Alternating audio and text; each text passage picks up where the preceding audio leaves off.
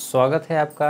आप हैं अपने YouTube चैनल शिक्षा मंथन के साथ और आज हम लोग बात करने वाले हैं एक बहुत ही महत्वपूर्ण टॉपिक के संबंध में, जो कि जिसके संबंध में हम लोग पहले भी एक वीडियो डाल करके शुरुआत कर चुके थे। आज उसी सीरीज़ में अगला वीडियो आपको मिलने वाला है, उस पर हम लोग चर्चा करेंगे। तो ये टॉपिक आपका क्या है, हम लोगों ने बात किया था इसके पहले जो है वो अधिगम क्या होता है, उसका अर्थ, उसकी परिभाषा और कह लीजिए कि किस तरह से अधिगम को डिफ़ाइन किया जाता है, उसमें कीवर्ड्स कौन कौन से होते हैं, इन सभी चीज़ों के हम लोगों ने चर्चा कर लिया था।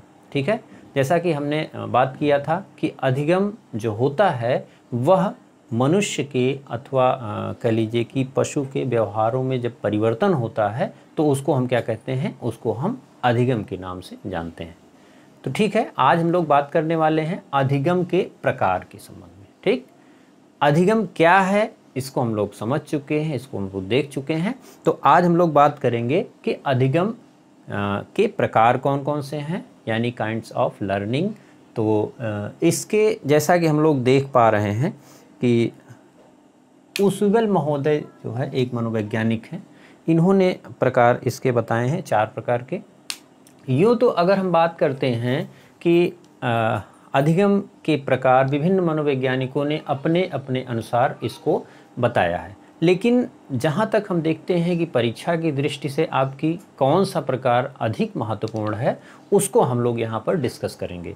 तो जो सबसे कह लीजिए कि ज़्यादा परीक्षाओं में आपकी पूछा जाता है वो है ऊसुवेल का जो इन्होंने टाइप बताई है, ये ज़्यादा महत्वपूर्ण है और यही आपकी परीक्षाओं में पूछा जाता है। तो आइए चलिए शुरुआत करते हैं। ऊसुवेल ने जैसा कि आप देख रहे हैं 4 प्रकार के अधिगम की चर्चा की है। ठीक है, वो कौन से 4 प्रकार हैं तो आप देखिए, जैसे पहला है आपका अधिग्रहण सीखना। अधिग्रहण सीखना को हम कहते हैं रिसेप्शन लर्निंग।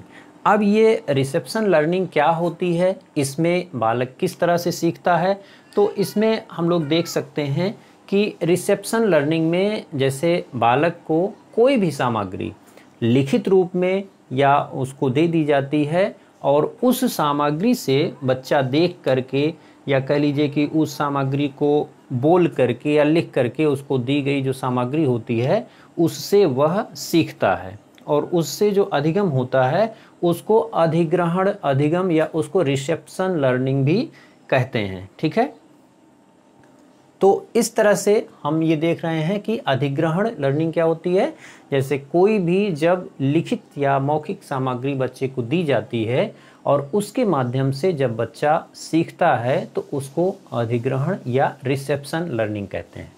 अब यहाँ पर बात ये आती है कि यह बहुत से लोग समझते हैं, बहुत से शिक्षक, बहुत से मनोवैज्ञानिक समझते हैं कि इसको जो है वह रट कर सीखना के अंतर्गत रखा जाता है, लेकिन रट कर सीखना के अंतर्गत नहीं रखा जाता है। इसको रट कर सीखने के अंतर्गत हम रखते हैं, लेकिन रट कर सीखने के साथ साथ इसको क्या करते हैं, इसको समझ के भी सीखना हम कह सकते हैं। ठीक है, यानी कि समझ कर सीखना भी होता है और रट कर भी सीखना कहा जा सकता है। ठीक है, तो ये आपको क्लियर हो गया होगा, ये रिसेप्शन लर्निंग। ठीक है, रिसेप्शन लर्निंग क्या है आपको क्लियर हो गया होगा। चलिए हम लोग नेक्स्ट बात करते हैं। नेक्स्ट आपका है अन्वेषण सीखना। ठीक है, या इसको हम क्या कहेंगे, डिस्कवरी लर्निंग भी कहते हैं। अब डिस्कवरी लर्निंग में क्या होता है इसको हम लोग देखते हैं।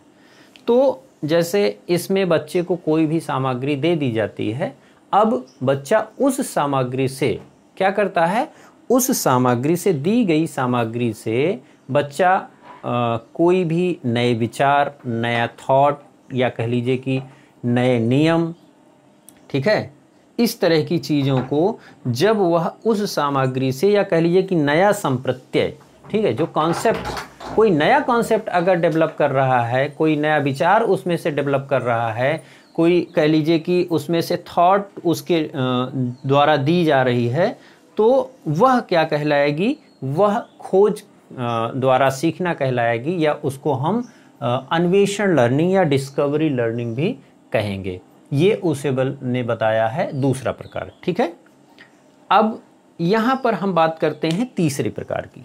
तो तीसरा प्रकार क्या है? रट कर सीखना। ठीक है, बहुत प्रचलित प्रकार है ये, आप इसको जान भी रहे होंगे। लेकिन इसमें मूल रूप से होता क्या है कि उसबेल महोदय ने ये बताया कि रट कर सीखना में बालक करता क्या है कि जो भी उसको कंटेंट दिए जाते हैं, जो भी उसको सामग्री दी जाती है, उसमें वो करता क्या है कि उसको एज इट इज़ आत्मसात कर लेता है, उसको रट लेता है। वो चाहे सार्थक शब्दों में आप कह लीजिए, चाहे वो निरर्थक शब्दों में कह लीजिए। यानी कि उस दिए गए शब्द का, उस कंटेंट का अर्थ न समझते हुए, उसका आशय वो नहीं समझता है, लेकिन वो करता क्या है, वो उसको रट लेता है। तो इस तरह की जो लर्निंग होती है उसको क्या कहेंगे? रट कर सीखना के अंतर्गत रखा जाता है। ठीक है, तो ये हो गई आपकी 3 तरह की लर्निंग। अधिग्रहण सीखना यानी रिसेप्शन लर्निंग, अन्वेषण सीखना डिस्कवरी लर्निंग। ठीक है, और तीसरा जो है रट कर सीखना। अब बात करते हैं हम चौथे प्रकार की लर्निंग की, जिसको अर्थपूर्ण सीखना या मीनिंगफुल लर्निंग भी इन्होंने कहा है। ठीक है, अब ये क्या है, इसके अंतर्गत क्या होता है? सबसे पहली चीज़ तो ये है कि यह शिक्षा की दृष्टि से या कह लीजिए कि शैक्षिक दृष्टिकोण से सबसे महत्वपूर्ण कौन सी लर्निंग है? ये आपकी मीनिंगफुल लर्निंग है। मीनिंगफुल लर्निंग में होता क्या है कि इसमें बच्चा एक एक शब्द और दिए गए कंटेंट के अर्थ को समझता है और उसको आत्मसात करता है, और इस तरह से वह सीखता है। तो जब अर्थपूर्ण लर्निंग होगी यानी मीनिंगफुल लर्निंग होगी, तो वह आपके शैक्षिक दृष्टिकोण से सबसे महत्वपूर्ण होगी। ठीक है, तो इस तरह से उसबेल महोदय ने ये 4 प्रकार बताए लर्निंग के। ठीक है, बहुत ही महत्वपूर्ण है। कई बार परीक्षाओं में पूछा गया है कि इनकी संख्या कितनी है। अगर ये प्रश्न आता है कि उसबेल ने लर्निंग के कितने प्रकार बताए हैं, तो बहुत आसान है, आप उत्तर दे सकते हैं। 4 प्रकार बताए हैं।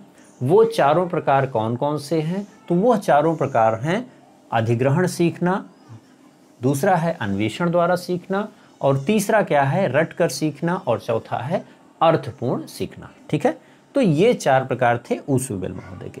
अब इसके बाद हम बात करते हैं, एक बहुत ही महत्वपूर्ण मनोवैज्ञानिक हैं गैने। गैने महोदय ने एक अपनी बुक लिखी, और इनकी बुक का नाम था द कंडीशंस ऑफ लर्निंग। ठीक है, द कंडीशंस ऑफ लर्निंग इन्होंने अपनी जो बुक लिखी, इसमें इन्होंने सीखने को 8 प्रकार, सीखने के कितने प्रकार बताए? 8 प्रकार बताए। ठीक है, इसकी विस्तार से चर्चा हम अगले वीडियो में करेंगे। लेकिन यहाँ पर इन्होंने जो 8 प्रकार बताया था, इसको इन्होंने एक हायरार्की में रखा था। ठीक है, हायरार्की क्या होती है? इसमें जो है सबसे जो बेसिक सीखना था उसको नीचे इन्होंने रखा। इसी प्रकार से इसके जो है 8 पार्ट इन्होंने कर दिए, और इसी में इन्होंने क्या किया कि सीखने के स्तर निर्धारित कर दिए। जितना ऊपर जाएंगे उतना ही जो है आपका जो सीखना होगा वो मीनिंगफुल होगा, अर्थपूर्ण होगा। ठीक है, तो इस प्रकार को जो गैने द्वारा दिया गया टाइप है, इसको हम अलग से पढ़ेंगे। ठीक है, गैने की हायरार्की थ्योरी भी इसको कहा जाता है। तो आज हम लोगों ने क्या देखा? आज हम लोगों ने देखा कि अधिगम के प्रकार कौन कौन से हैं, किन किन मनोवैज्ञानिकों ने दिए हैं। जो सर्वाधिक महत्वपूर्ण मनोवैज्ञानिक थे उसमें से हम लोगों ने उसबेल को देखा। ठीक है, उम्मीद है कि आपको ये क्लियर हो गया होगा। अगर फिर भी कोई आपकी क्वेरी होती है, कोई आपको जानने की और जिज्ञासा है इसके बारे में, तो आप कमेंट करके, या कोई आपका सुझाव है तो भी आप कमेंट कर सकते हैं। तो बहुत बहुत धन्यवाद आपको पूरा वीडियो देखने के लिए। धन्यवाद।